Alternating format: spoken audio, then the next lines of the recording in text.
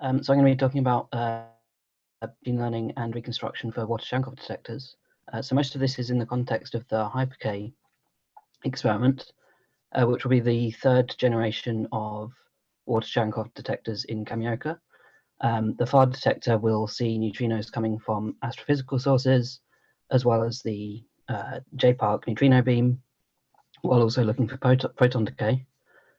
The detector will be an order of magnitude larger than the Super K detector, meaning that it'll have 8 times the volume, combined with a much larger number of PMTs around the surface of that volume, as well as improved detector technology. So in addition to the FAR detector, for the beam program, there will also be this intermediate detector, which most of the studies in this talk have actually been focusing on. So this is another water Cherenkov detector located about 1 kilometer away from the neutrino beam source. And the purpose is basically to measure the flux and cross-section of that beam with the same detector technology and target nuclei as in the FAR detector. So this is a much smaller detector, and to be able to make the precision measurements that we want in a smaller detector, we need improved PMT timing and position resolution. And for that, we're using these multi-PMT modules, which consist of 19 PMTs within a single module. And these are also being considered to be used in the FAR detector combined with the larger 20-inch PMTs. So for traditional reconstruction methods, we're using a likelihood-based software, which was originally developed for Super K, but based on an algorithm that was used by developed for Miniboon. And this uses the full information of both the hit and unhit PMTs, including both the time and charge of the hit PMTs in a likelihood, but by maximizing the likelihood of all of these things, we're able to reconstruct the particle properties as well as distinguish different particle types. And so these likelihoods are based on both the direct light coming from the Cherenkov particles, as well as scattered and reflected light. But these traditional methods are reaching the limit of what they can achieve.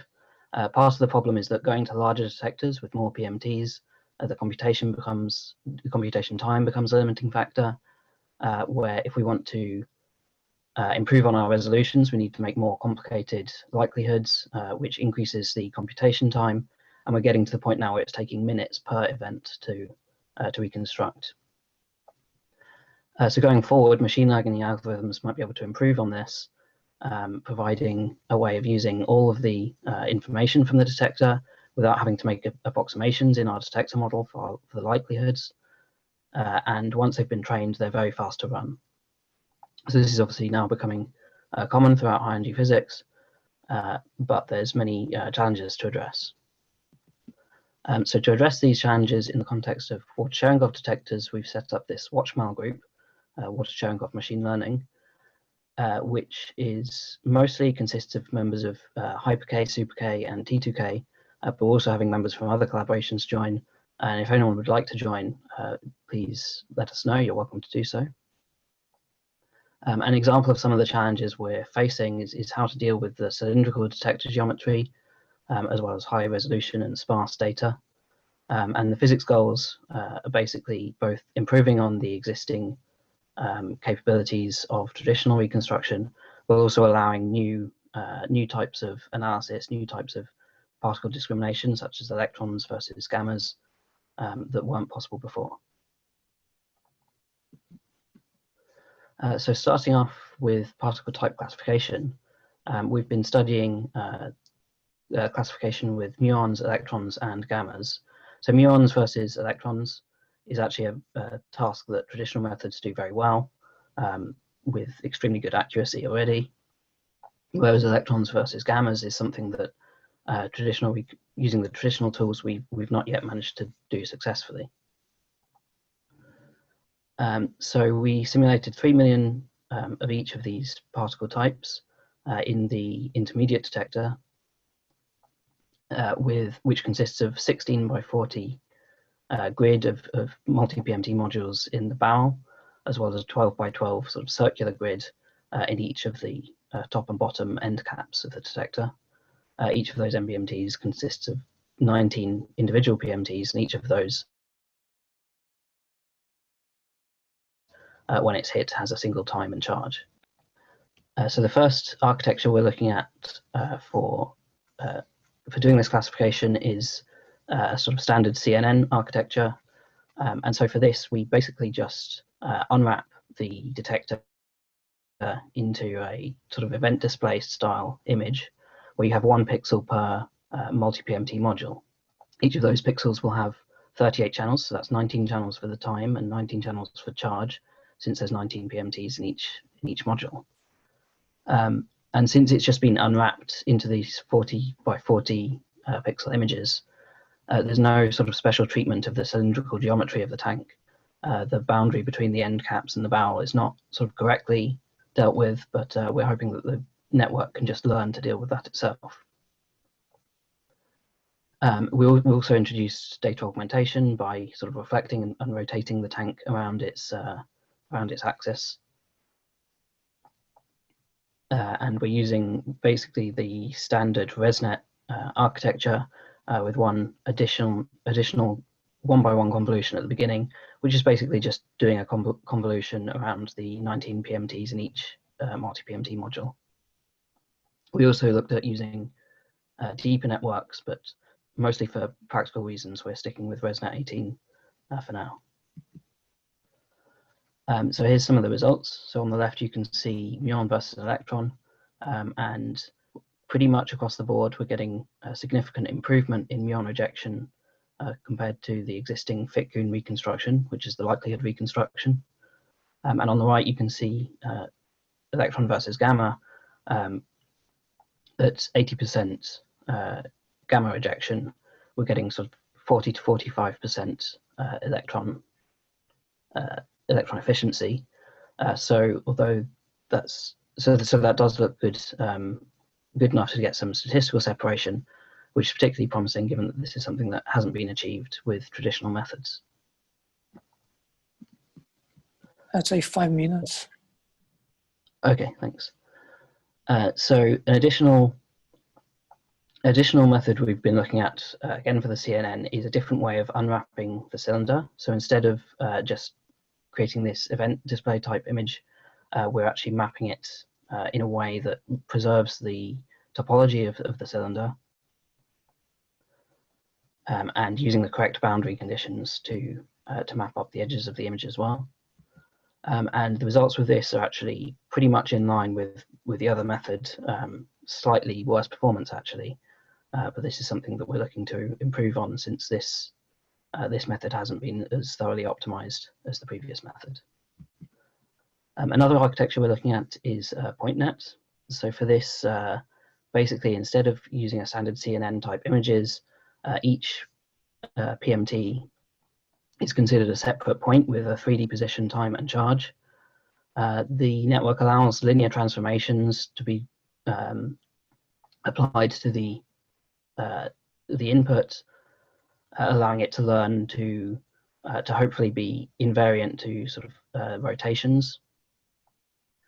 And one thing that we found, which is different to the sort of standard architecture for Pointnet, is that using mean pool works better than max pooling. And so I think that this might come from the fact that Pointnet usually picks out sort of individual points that are the key points to learn features of the object it's looking at, whereas for our reconstruction methods, aggregating information of multiple points might be working better. So the results for here, again, is quite promising. It's actually seen an improvement over the ResNet architecture, even though with the Pointnet we haven't implemented the data augmentation that was included for ResNet. But further improvements are being made to both of these network architectures. And sort of as we make those improvements, they tend to be roughly neck and neck, one overtaking the other. So we're also looking at position and energy reconstruction.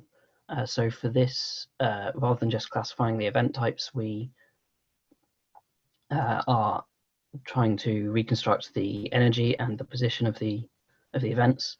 And for this, we use a sort of standard loss with an additional terms added to also predict something related to the resolution of these predicted parameters, which has a few different benefits. It allows sort of both the energy and position to be trained simultaneously, and the relative scaling of those in the loss will automatically be adjusted. It allows to remove a bias from events that are just too difficult to reconstruct because they're, for example, too low energy and don't have enough information, or they're exiting the tank, which means that the energy is not all contained in the tank and the energy prediction can't be done. Or if they're too close to the wall, then the position reconstruction will be poor. It also provides us a measure of the reconstruction quality so that we can select the events that work well. So here you can see the effect of adding that log sigma squared term, where the position resolutions become much better when we include it for both the position resolution and the energy resolutions. And these resolutions are starting to look basically equivalent to the traditional reconstruction, and so hopefully going forward we can improve on that. Another aspect that we're looking at is using generative methods. So here we're looking at a hybrid method where we would use a CNN type, generative CNN type architecture to generate a prediction of the charge and time at a particular PMT in our image, and then use this as to replace the likelihoods in a traditional maximum likelihood reconstruction. So this should help us combine the ability of a CNN to sort of learn everything there is to learn about the detector, while using our physics domain knowledge that's built into the maximum likelihood reconstruction method.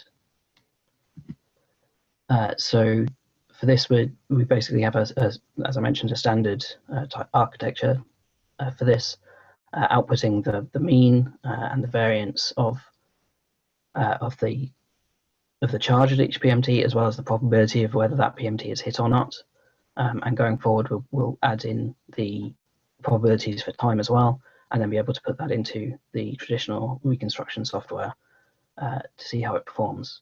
We're also investigating using GANs and VAEs for a similar sort of Cherenkov ring generator type applications, for various other applications as well.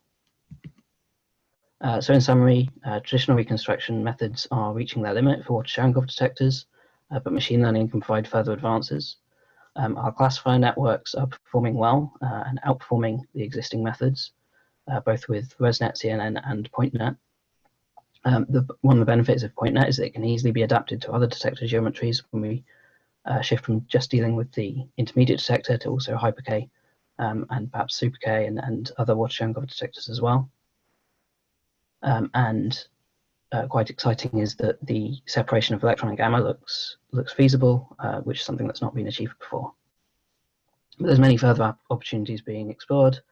We're looking at reconstruction of particle quantities as well as just classification. We're looking at generative methods for a variety of different purposes, and many other things that I didn't have time for this talk. Thanks. Thank you. Very cool. Questions? Yes. Okay. So first question, what is the link to WatchMAL? Is it publicly accessible? Yeah, so there's a watchmal.org website, which is publicly accessible. Most of the information on the website is you need to sign up to be able to access it, but anyone is welcome to join the collaboration.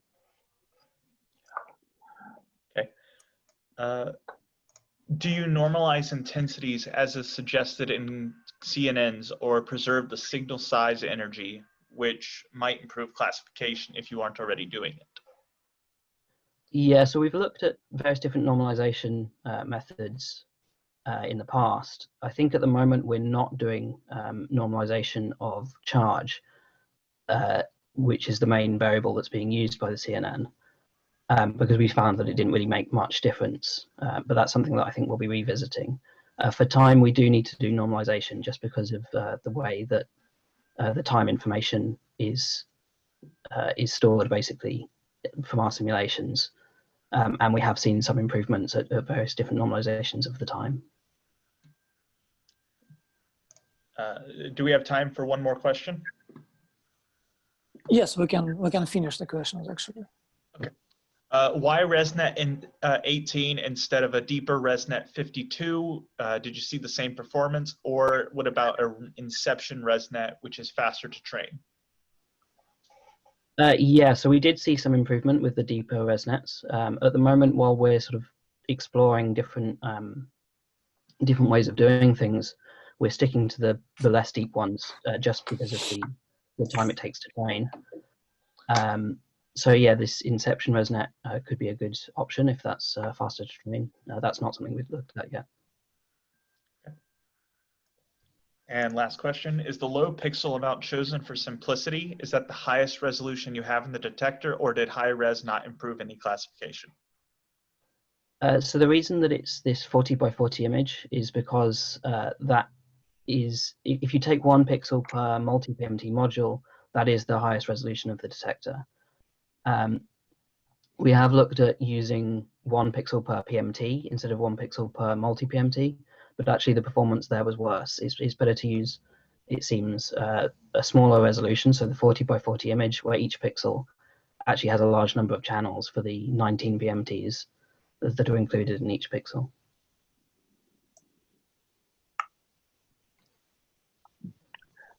One thing that I didn't pick up, when you show the comparison performance plot, is it done on Monte Carlo, or you have some data, real detector data to evaluate? Yeah, all of the work here is done on Monte Carlo. Actually, for the detectors we're looking at, for the IWCD and Hyper-K, they're not built yet. So To in the future, yeah. Is it possible to use the existing Cherenkov detectors to convince yourself that you don't have inherent bias?